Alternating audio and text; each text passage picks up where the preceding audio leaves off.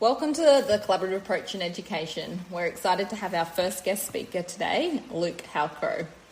To give you some background on Luke, he's been a primary school teacher for 15 years, and he has seen the need for a resilient program for children after seeing the state of children's mental health over the years. Luke has now been running Armour Education for over 4 years, and I'm going to hand it over to Luke to tell us about it in his own words. Yeah, thanks so much, guys, for having me. It really is great to be able to speak with you guys as part of the early years sector and share my experience on the upper primary sector, and I look forward to learning from you guys as well. Armour Education, I started it about 4 years ago, as you said. I did see the need, basically from teaching wellbeing education in school. I saw how much it benefited kids. And when the parents found out about it, they loved it too and appreciated what messages were coming home from their kids and the conversations that were coming up. I guess the one thing that restricted it somewhat was the fact that teachers are time poor, right? So while wellbeing education is just as important as curriculum, if not more, it seems to be the first thing that goes by the wayside because it's not necessarily an accessible element of the school curriculum. So I just saw an opportunity to, while some schools are doing a brilliant job and an increasing amount of schools are doing a brilliant job at supporting and endorsing wellbeing education, I just wanted to be able to offer an alternative or an additional opportunity for students to get access to that. And so my program is an after-school program that I offer to all students across the Gold Coast. Yeah. That's really interesting. And throughout this time that you've been working with children, the past 14 years, what have you identified as the key factors that contribute to a child's confidence and happiness? Yeah, it's a big question to kick things off. And I guess I need to preface my response here with the fact that happiness it's multifaceted. Being happy is not a given or something that we just achieve. It's a bit of an ongoing work in progress, right? But there are steps and routines, understandings that we can put in place for ourselves that help us. There's a neat quote I heard actually that I use when I'm working with my students, that you can't stop the waves, but you can learn to surf, right? So there's a realistic expectation that things won't always go to plan, and just like adults, children, they're going to be thrown curveballs that they didn't see coming. But I guess a few understandings for parents and their children can make the ride a little smoother. So back to your question about factors contributing to happiness and resilience. Well, I think first and foremost, connection is everything, right? So when a child feels truly seen, heard, loved, whether it's from their parents or their teachers or their peers at school, that sense of belonging lays the foundation for their confidence. So, and that's not to say that connection is a given, because it's not in some areas. Like for some children, connecting with peers can be a years-long struggle, particularly in school. I currently teach Year 5, and I've taught in upper primary for well over a decade, and there are children at this age that they're still looking for their first true connections with their peers. And my advice to the parents of these kids and teachers at school is that school isn't the only place for a child to connect with other kids. There's lots of variables in schools that disrupt genuine connections, but outside of school activities are a great one because there's a common interest there for the kids involved. And to take a different angle altogether, building confidence, it's to let kids have a go. So when they're given opportunities to try and fail and try again without fear of being criticised or shamed, that's what develops their resilience, right? So that's where real confidence can come from, knowing that they can handle challenges and not just to avoid it. Yeah, it's really interesting that you brought up belonging as well, because that is it underpins the early years framework. So it's belonging, being and becoming, and belonging's put first because it's all about that, connection, like you say. Yeah. And children won't learn if they're not connected. And we have discussed this so many times in our episodes as well. And there's I have a really clear example. My son is 13 years old now. And last year he started high school. He was in year 7, and he was not doing well in maths. but then he and his teacher didn't have a good connection at all. Yeah. And I could see that she had no patience and tolerance towards his behavior because he was a cheeky boy and everything. This year he's got a male teacher, and he loves this male teacher. He's got his first A in maths. Yeah, like, and you hear this time and time again. It's unbelievable, like how important this connection is, and how this awareness, like, you know, what you're saying, is important just for teachers in early years, in primary and high school years. I think too, like, even for my son, he's in grade 2, and he started not like enjoying school at the end of last year because it was no longer fun. And so I asked him, like, after the end of term 1, I was like, how are you going with school? How are you feeling about it? And he's like, I love my teacher now. And I was like, what is it you love about her? And he said, like when we line up, I'm the chicken and... No, I'm not the chicken. I'm the chicken nugget and my partner's the fry. And I'm like, what are you talking about? And so, like, she's like, all the chicken nuggets line up, all the fries line up. And it's like just those simple little things that, like, that has him. Like you're connecting with their level, like you're speaking their language, the way they understand. Being a bit silly and just, So I think that, like, it's so important as a parent to be silly and fun and find those moments. It doesn't take much, right? Sometimes just that little thing, that little quirk, that little connection you make with each kid. Yeah. Yes. Yeah. So I guess, like, how do early experiences shape self-esteem for children? Yeah, well, you know what? I've just become a dad 6 months ago. Congratulations. Thank you. That's exciting. Little girl, Edie, and this question gets a fair bit of airtime in my own head. I try not to overthink it too much when she's only 6 months old, but I know that all the little things that I'm doing now as a parent are beginning to shape the child that she'll grow to be. So I think a couple of the points I made in your last question land here. Children who are made to feel loved, heard, valued for who they are, but also encouraged to have a go despite the chance of failing. They're going to understand from a young age that not everything is going to go as expected, and that's okay. And they're proven to themselves time and time again from an early age that they can overcome difficult things.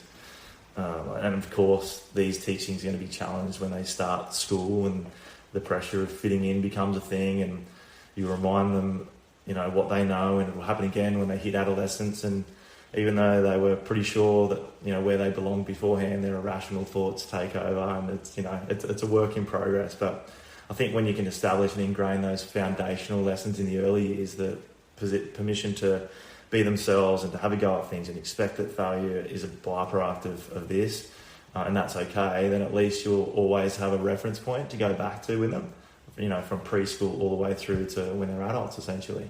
Yeah, like even with my educators, I often have conversations with them that failure means growth. So don't view failure as that you're in trouble or like that there's any other reason, but this is your time to grow, learn. And it's like the same with the children. So then like it filters down to them. And there's the RAI approach, you know, like the Amy Pickler approach, where she talks a lot about under-choose, like you're saying about your baby. And she says that you can teach them how to handle those frustrations even from the time when they start rolling, right? And then they start yelling because they got their arms stuck and they can't roll back and their face is going there. So the way you react, if that's helping them to shape in a way that they're going to deal with frustrations later on in life. So it's being able to coach those moments and be like, that's okay, look, you can move your arm to the side, even though they're not understanding, but you can do it gently and help them calmly, like you can do it, keep rolling. And they will be able to get it there. And then when they achieve, they're like, well done, you did it yourself, look at you, you're back on your tummy, or you know what I mean, like you're back on your back. And you're describing those things because people have this idea of that the babies are not understanding, or the little ones on the twos or on the threes, and I feel like it does start from that early age. And that I should be taking notes. Exactly where my little ones are. Well, it comes down to the first 1,000 days, right? And like Nathan Wallace does that so well. So like if there's anything you can take from this, go look at Nathan Wallace's things and just what that means. But like I learnt last night as well, that broadcasting is just one of the best things you can do with children, and it's literally just saying what you're seeing. So I can see that you're trying to roll. That's frustrating, isn't it? Like, and just naming things. So, And how do you think teachers and educators can create an environment that will nurture nurture that confidence? Honestly, one of the best things that teachers can do is create that safe space where kids feel, safe to have a go, where they know it's okay to make mistakes without feeling judged. And essentially, that's an extension of what I was saying that parents should do just now. I think every decent teacher out there would say the same thing, but it's finding practical ways to reinforce that safe, risk-encouraging environment in your classroom or in your childcare centre. I know one simple thing that I do is I try to remind myself to come back to effort rather than just the results. So it's an ongoing reminder to celebrate students for their persisting and trying new ways of working something out and sharing their ideas with other people, which isn't always an easy thing to do. Also giving them a bit of a choice in their learning too is huge. When kids feel like they have some control, like where possible choosing an alternate way to show what they know, you can get a greater amount of kids who can feel like they've succeeded. Yeah, it's interesting you say that too. Like my son, we recently been talking to a holistic, I wouldn't even know what you call him, but he was saying that find moments that Harvey can control the situation, and so that way he does feel heard and that he has got choice and things like that, because he really he's a strong, stubborn personality, and I think that as long as he feels in control at some points, it will help him grow and learn and learn about sometimes things are not negotiable, but you do have moments where you can as well. Absolutely. Have that control. I think the final thing that I'd like to add on to what I was saying is I'm huge on relationships, as I said. So back to the whole connection thing, a child who knows that their teacher believes in them and has their backs is going to be way more likely to believe in themselves. Just taking the time to listen to them, encourage them to lean in as a teacher and educator and be vulnerable with them. That's when the walls come down. So I personally begin each morning in my class with what I call carpet time, which is a scheduled 15-minute time on the carpet first up in the morning that can often stretch well beyond that depending on where our conversation takes us, but it's an informal time, and I actually use a set of question cards they're so great at initiating amazing conversations with kids about life. Gives me an opportunity not just get to know who my kids are, but for them to get to understand who I am too. So it just brings that wall down, and it is really the highlight of most of the kids' days, just because they feel like they can be themselves and they're heard and be heard. Yeah. It's interesting too that you say that. I've just done a video at work at Country Lane, and it was interviewing the parents for International Women's Day. Yeah. And one of the questions was, what qualities do you want your daughters to come out with?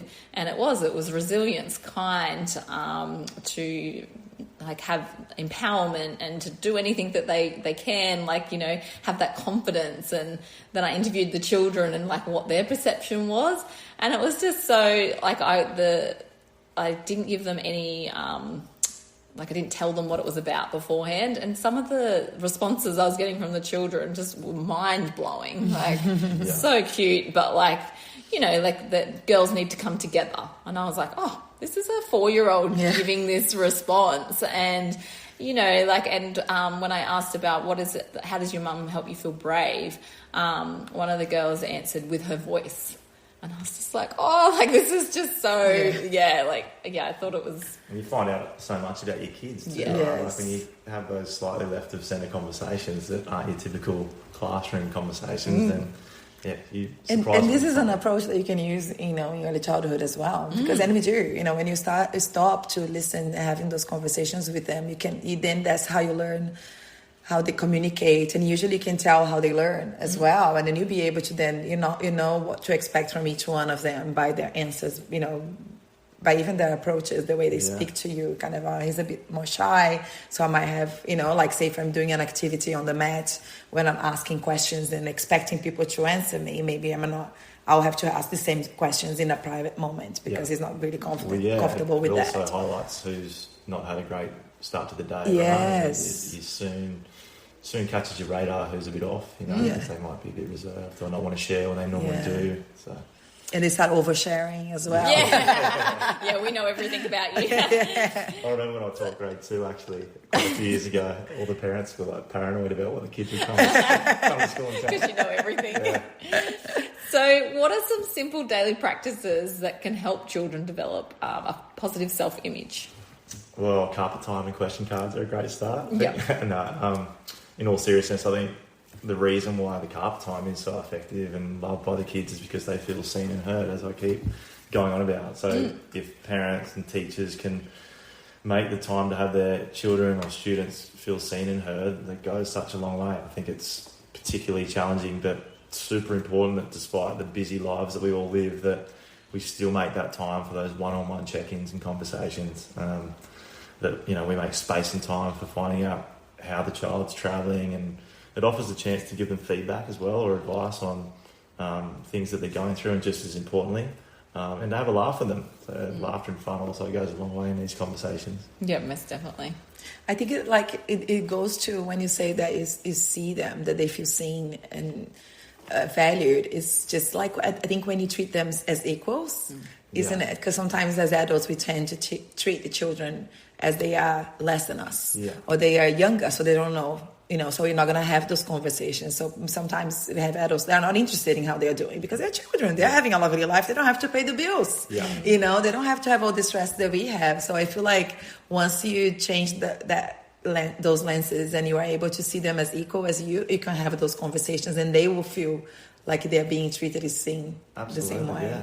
Yeah, and like often something that a strategy I use with my educators is you know, especially new educators that have never been in childcare before, is if you wouldn't speak to your best friend that way, you shouldn't speak to a child that way, because there's something that gets lost where they feel that they, you know, it's particularly like when they're new and it's just what they know and they only know parenting and things like that. Like it's that real like aha moment, like, oh yeah, no, that was really disrespectful, or like we see that a lot. Yeah, I think on that, you know, that on the topic of developing a positive self-image, I think role modeling, you know, modeling self-compassion in ourselves, right? Because it's very easy to blow up at ourselves and talk ourselves down. You know, that's not a good look in front of kids. Yeah. So they do the same, you know. So. Yeah, and I definitely think like on that, like apologising. So if you do lose it sometimes, or if I see this with my own children, like particularly being a parent, like you're in that comfortable zone, and so like if you do lose it, it's coming back to them and being like, I'm really sorry, I shouldn't have spoken to you that way, and the response you usually get is like, you know, you shouldn't have spoken to me like that. Like, you know, so and I think that like, and I often get, particularly from my older child, and I always tell him, you never tell someone when they apologise that it's okay, because what they did is not okay. You always thank you for your apology. Like, I think that's a really big one, because when you say that's okay, it's like you're saying, oh, it's okay, you behave like that, and keep doing it. Yeah, keep doing it. Yeah. So like I like really try and like be like emphasize on thanking them, and like thank you for being accountable and being assertive. That's right. And I think that gives me an idea of like, because like not every child will be able to say that, you know, to say thank you. They're probably a bit more shy or anxious. You know, do you think there are some strategies that we can use to help children to build that confidence when they are shy and anxious? Yeah, well, first I'd say that shyness isn't a bad thing, you know. It just means that, you know, shy kids process the world a little bit differently, and one thing that helps is realising that everyone, even the most confident people out there, they feel nervous and anxious too. Sometimes shy kids certainly aren't alone in that. But another tip for kids who lack confidence or in finding their place amongst the group is just to take, you know, those small steps outside their comfort zone. And they don't have to suddenly become the loudest person in the room, but, you know, they can just start with little things like making eye contact or saying hello to someone new. You know, over time, those small moments can build more confidence, I feel. Like any child, a shy child's going to benefit from being reminded of their strengths. So shy kids are often great listeners and deep thinkers. So, you know, encourage them to lean into their strengths. You know, help them find things that they love, whether it's writing or art, or sport, music, or something else, and use those as ways to express themselves if they're not willing to necessarily do it with their words. Yes. I think that again comes back to knowing your children, and I think a lot of the time that gets lost between childcare and primary school. So we know the children like they're our own in childcare, and then I think the reason it gets lost is because there's so much pressure on teachers to then be educating, and the well-being gets lost. Oh yeah, I mean, we spoke from the get-go here, right, about, that's the whole reason why I started ARM, was because the whole crowded curriculum and and that's not to say that teachers are overlooking the well-being of the child, not by any means, but kids these days, they need explicit instruction in some of these things, to be more confident and happy. So I'm actually excited when I hear these conversations, because I feel like when you have teachers in primary years, especially, learning how to, like you said, to see that there's not it's not wrong to be shy. There's nothing wrong with being shy, right? Because I feel like years ago when we went to school, it was like everybody had to be the same and do the same and be in that box that we could had to fit and be the way we are. And I think now there's a bit more of awareness of it's okay to be shy. Yeah. And as I have conversations with parents every time, because they're like, does my child have many friends at kindy? Do they like playing with anyone? And then I would say, look, they don't play with many people, but they are fine playing by themselves. Yeah. And that's actually another great skill. So maybe your child is not going to be the most sociable child, but that's who they are. And sometimes we want to compare, or we want them to be what we were not, or what we are. Yeah. And they are just their own self. So once we understand that, when we can accept them for who they are, then it's definitely easier to help them to build that confidence, because they have to be confident within themselves. And sometimes you have those children that are so sociable that they don't even know how to be by themselves. And that's also, a problem. Yeah. It can be a problem. It can be a bit challenging. So, I think there's a lot to say for your own baggage and your own trauma that you bring to parenting and teaching. Yeah. And I think as long as you can be a reflective parent, a reflective educator, that's all you can ask, is that from whatever you're doing, you're learning from it and you're changing and you're becoming a better person and not getting stuck in I know better. Yes, exactly. Yeah. So with that, I guess, how can educators help children handle failure and build on resilience? Yeah, well, normalising it for one. Every child will be different in terms of their willingness to step outside their comfort zone, but it's encouraging children to have a go. And then while we acknowledge the failure, we don't demonise it necessarily. And importantly, we praise the effort and the willingness to have a go. I think children, particularly younger children, will really buy into the way the brain works and what happens when we do make errors. Every time we make a mistake, as long as we acknowledge it and learn from it, we're essentially growing our brain. So that's a cool little thing for kids to be taught. I play as many games learning games as I can in my lessons during class time, so the kids can get accustomed to essentially low stakes failure, right? So there's no big impact here, but they're learning that it's not always going to go their own way. Then there's the whole concept of comparison, right? So students may deem themselves to have failed if they think they don't stack up compared to someone else. It's a tough one to kick, but in my comparison workshop that I run, we talk about comparison being inevitable, but also manageable. We can try to encourage children to compare themselves to their past selves rather than other people. And there's a quote I really like along the lines of try to measure your growth based on who you were yesterday rather than who someone else is today. And that personal growth, it should be based on working towards mastery of a skill that a child is actually passionate about, rather than stacking up against everyone else in some award or accolade that gets offered by the school. That's where it can be a slippery slide for some kids. They're setting their sights on the wrong things. It's when you mentioned that, I thought of this book, and I don't know if you've heard of it, but it's called Do You Love Your Brain? Have you heard of the book? No. And it's Karen Young is the author, and she has a whole series of them, and it talks about the amygdala and what it does, but it does it in such a cool way, and probably more so for children around that 7 and up. Yeah. But it's such an awesome series of books. I'm a big fan of Karen Young's books. So definitely look into that. I think Another question I have for you is, what do you think that can be done to help children develop strong friendships? Yeah, I think you both would be far more expert in knowing, how to help kids with those friendships and connections in the early years. But, if you think about the explicit teaching of taking turns and manners and asking if others are okay and if they need help when they're upset, even in those formative years, these are the formative steps that will develop into kindness and empathy later in schooling and in life. So I think friendships from early childhood right through adulthood rely on those two things. Another teaching point I have for my kids is try to be more interested rather than interesting. And we role play some of these interactions in my communication workshop, actually, around asking questions and dealing with conflict situations, forgiving others, apologising. I really do think that these are things that when they're explicitly taught to children, they can go such a long way in helping young people to become more, to build more quality connections.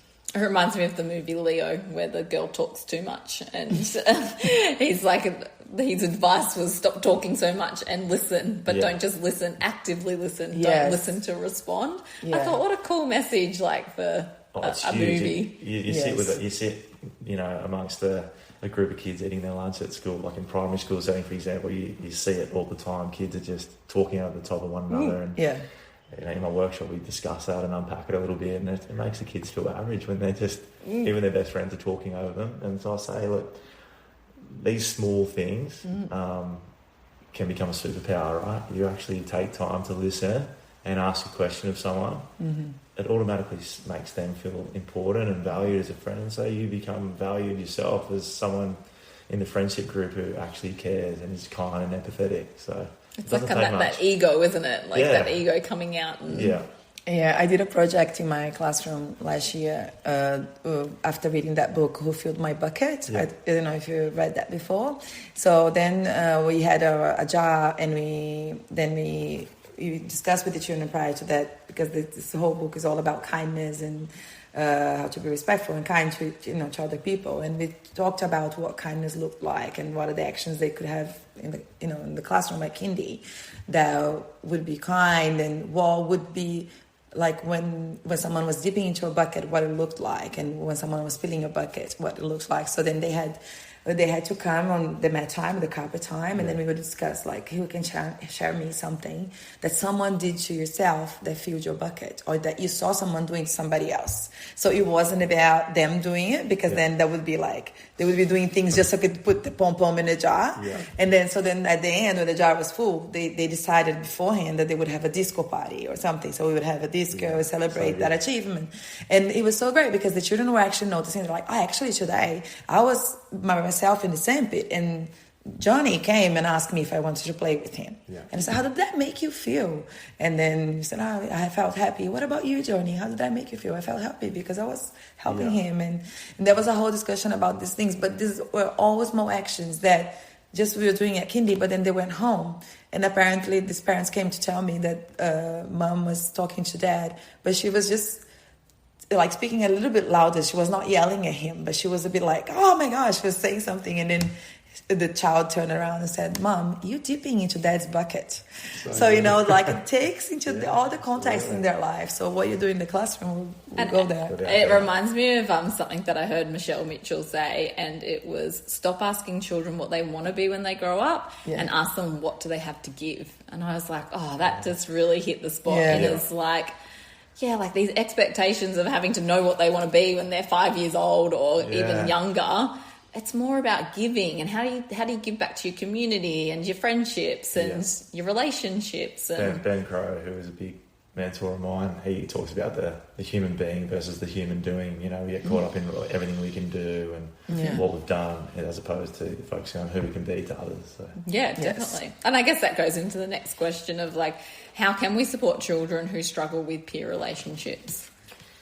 Yeah, it's common, isn't it? And, there's a multitude of different reasons why children might struggle to connect with other children. I do think at that early years level, explicit teaching, as I said before, can be useful. So depending on what the child might be struggling with, whether it be high levels of emotion or lacking a bit of empathy, these things can be role played, and I'm sure you guys do that all the time. I think role playing can also help a teacher or a parent to more clearly see where a child's challenges lie in connecting with others, and then you can work on strategies from there, right? Yeah, definitely. And I guess like how does play contribute to a child's sense of confidence and well-being? Yeah, I'm certainly no play expert, but the way I see play, particularly for our early years children, is it's a chance for them to learn so many life skills like negotiation and teamwork and conflict resolution, imagination, all while running around and creating those feel-good hormones and burning off stress, that they might be experiencing. It's funny because even with the educators, like if we take them back to doing things like what you're talking about and take them back to their childhood, like games, negotiating, team building is what we call it, like team building activities, not just like fun. I think that like it's so transferable into early years, primary parenting, like all the way through. Yes. Even like if you went to any corporate PD out there, right? The best, PD facilitators, they're getting the students, so to speak, involved in some kind of game or activity. That's what lands best for bringing the fun back. We're all big kids, right? Yeah, definitely. Yeah, and what do you think if educators could just do one thing, to help children to feel more confident and happy? What would it be? I think as teachers, we're in a position to leave our mark on these children in our care. So it's such a valuable position that we're in. We see these kids just as much, if not more, than their own parents, right? So most adults can look back at their time at school and tell you one teacher who left a lasting mark on them. So, and I know this is a very general response to your question, but if you can make that extra effort to connect with the child, make them feel seen, that's going to show them from an early age that they are worthy, that they are capable, and you add to that a few big life skills to use along the way, then we're really equipping them for the road ahead, I guess. It's that old saying, it takes a village. Yeah. Absolutely, it does. Yeah. It does. And I think there's one saying that I can't remember who said that, but it always carried that with me as a teacher and director. It's called, the child that needs your love the most is going to ask you in the most inappropriate ways. Yeah.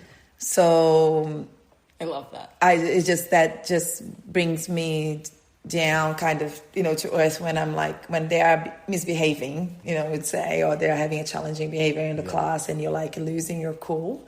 It's like the child that needs your love the most is going to ask in the most inappropriate way. So the connection is so important in that moment. And that's what they're seeking for most times.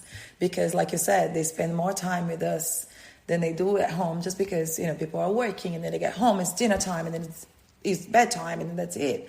It's the reality of life now. So I think us as teachers, we do have like a really big responsibility to see those children for who they are and really connect with them.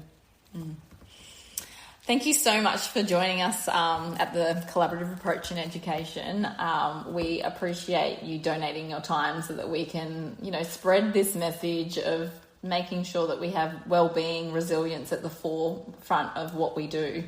Thank you so much for joining us today. Thank you guys. So much. Yeah, thanks so much for having me. You guys are doing great work. Thank you, Luke.